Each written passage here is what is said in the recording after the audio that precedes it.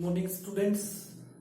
पाठशाला स्कूल कुलाना मंडी, मैं राजेश ने मेरे यूट्यूब चैनल पर आपका स्वागत करता हूं। हम डिस्कस कर रहे हैं क्लास 10th मैथ्स को और उसमें मैंने सेकंड चैप्टर आपको करवा दिया है। आज chapter number first basic concept आज हम क्लियर करेंगे चैप्टर नंबर फर्स्ट के। तो देखिए चैप्टर नंबर फर्स्ट,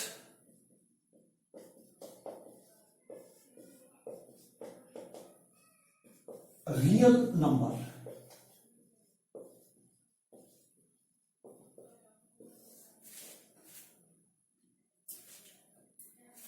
तो रियल नंबर की नॉलेज आपको होनी चाहिए। तो मैं डिटेल में आपको बताऊंगा कि रियल नंबर क्या चीज है। तो 6th 7th 8th में हम पढ़ते थे, सबसे पहले नेचुरल नंबर हमने पढ़ा था, हमने होल नंबर पढ़ा था, हमने इंटीजर के बारे में पढ़ा था, हमने रैशनल नंबर के बारे में पढ़ा था,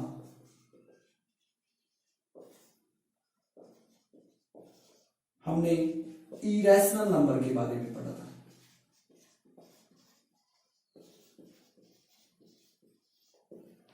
इनको हम डिस्कस कर चुके हैं पीछे की क्लासेस के अंदर।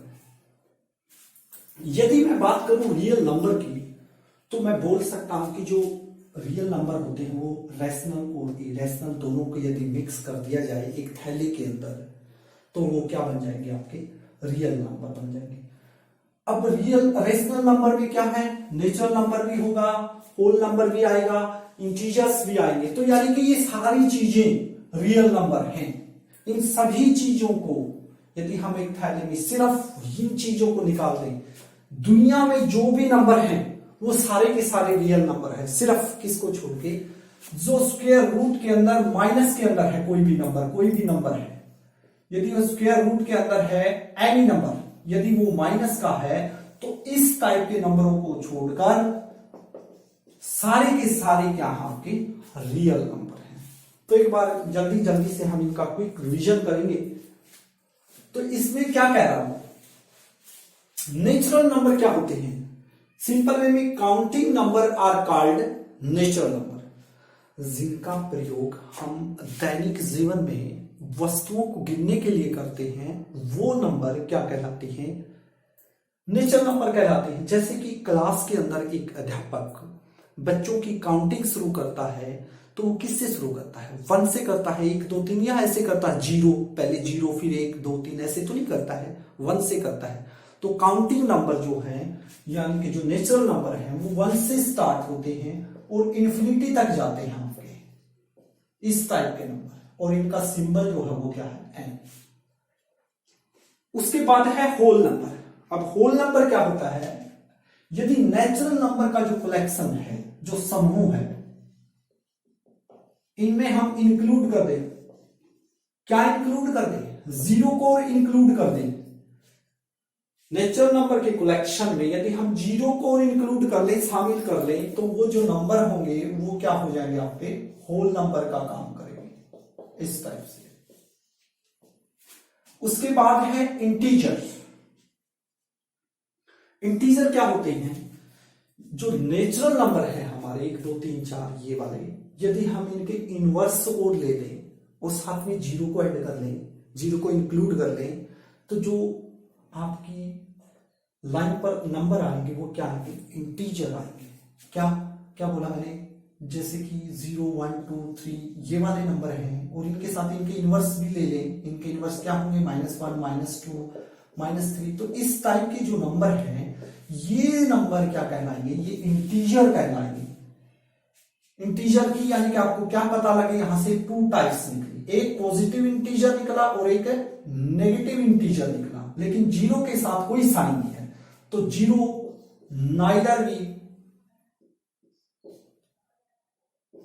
Neither be positive nor be negative. 0 ना तो पॉजिटिव है और ना ही 0 को नेगेटिव कहा जाता है, यानी कि 10 - 0 = 10 होगा, 10 + 0 यानी कोई इफेक्ट नहीं होता प्लस माइनस से, तो 0 के साथ कोई साइन नहीं बोला जाएगा।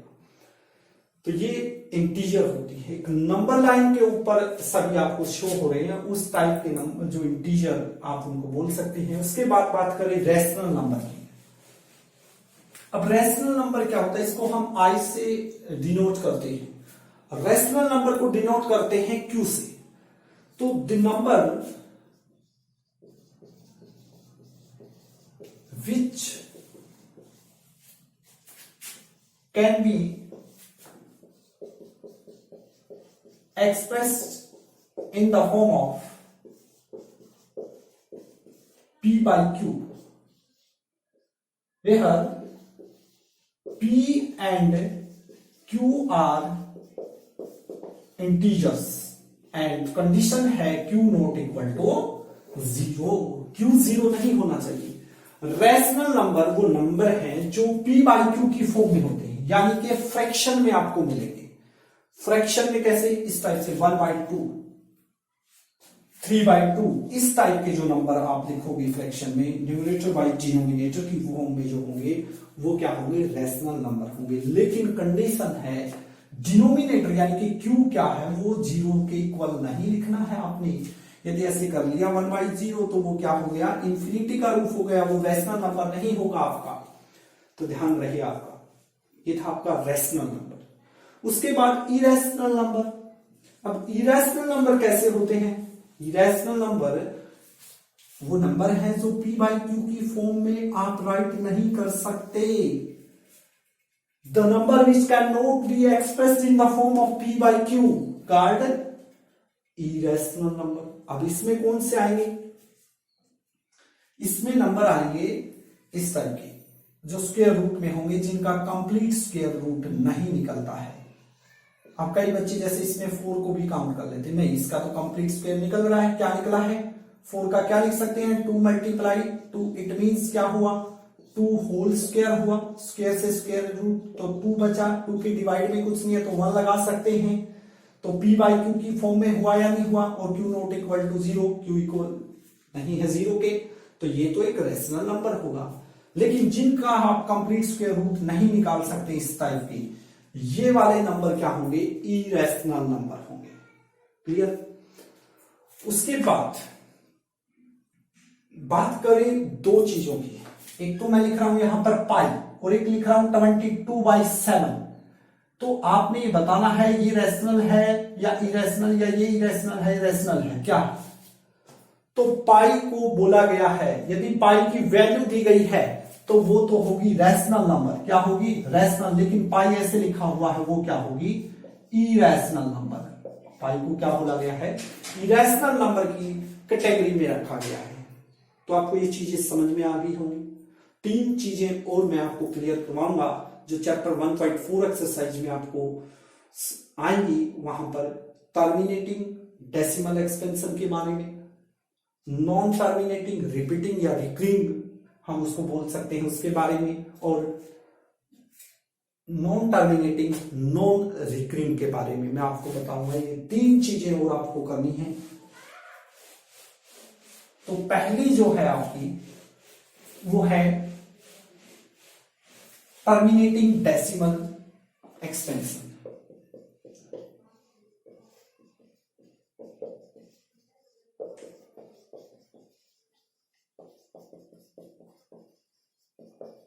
और दूसरी है नॉन टर्मिनेटिंग रिपीटिंग, या इसको क्या बोल सकते हैं RECURRING, रिकरिंग। तीसरा है नॉन टर्मिनेटिंग नॉन रिकरिंग, या रिपीटिंग भी बोल सकते हैं। ठीक है, इन तीनों चीजों की नॉलेज होनी चाहिए आपको। टर्मिनेटिंग डेसिमल एक्सपेंशन कैसा होगा, नॉन टर्मिनेटिंग रिकरिंग कैसा होगा, और नॉन टर्मिनेटिंग नॉन रिकरिंग कैसा होगा। अब मैं आपको एग्जाम्पल के माध्यम से बताता हूं। जैसे कि मैं एक एग्जाम्पल लिख रहा हूं 1/2। ये दोनों ही जो ब्रांच हैं, ये दोनों ही क्या है, रैशनल नंबर है। ये दोनों ही क्या है, रेशनल नंबर है। अब 1/2 लिखा मैंने, तो मैं डिवाइड कर रहा हूं 1 को 2 से, तो क्या है 0 पे चला, 0 1 पॉइंट लगाया, 0 0 2 5 जा 10, रिमाइंडर क्या आया 0। यदि रिमाइंडर आपका इक्वल टू 0 आ जाता है, एक फ्रैक्शन के अंदर कोई भी फ्रैक्शन दी हुई है, यदि रिमाइंडर 0 आ गया तो वो टर्मिनेटिंग डेसिमल एक्सपेंशन होगा। और यदि रिमाइंडर 0 नहीं आता है, किस केस में, जैसे कि कोई भी एग्जांपल ले सकते हैं आप 3/5 का ले लेते हैं, ठीक है। तो कीजिए, जैसे 3 को हम क्या कर रहे हैं, डिवाइड कर रहे हैं 5 से, तो 0 पे चलेगा, पॉइंट लगेगा, पॉइंट 0 लगा सकते कितने भी 0, तो यहाँ पॉइंट लग जाएगा। तो ये तो पूरा ही हो गया, ये तो किस में ही जाएगा, ये तो एग्जाम्पल टर्मिनेटिंग का ही हो गया, क्योंकि आपको क्या है इस टाइप से आपको पूरा ही कंप्लीट हो रहा है। तो इस टाइप से तो और एग्जाम्पल सोचिए, हम सोचते हैं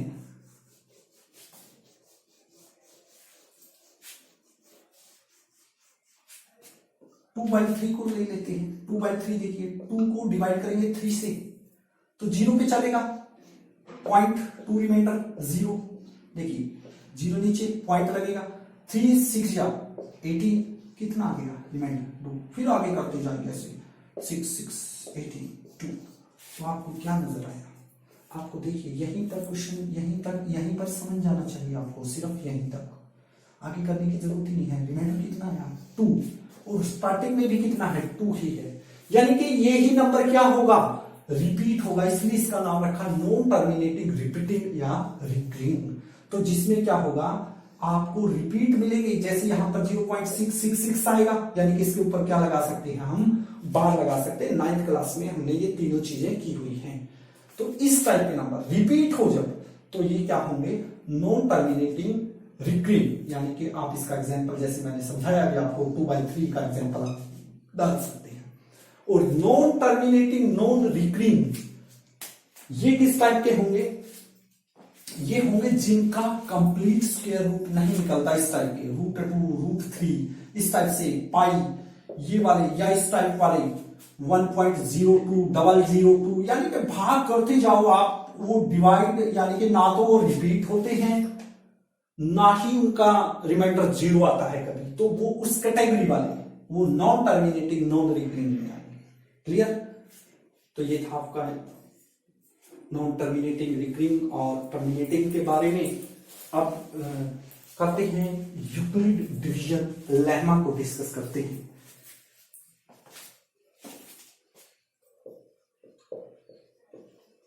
यूक्लिड्स डिवीजन लेमा,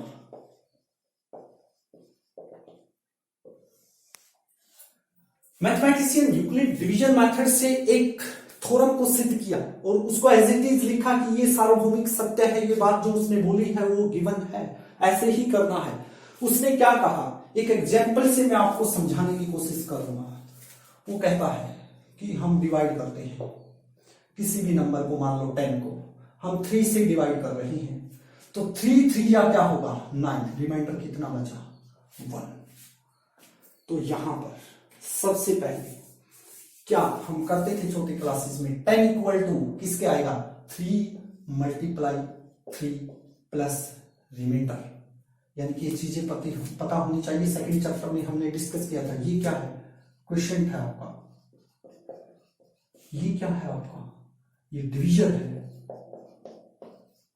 और ये क्या है आपका डिविडेंड है, और ये क्या है रिमाइंडर है।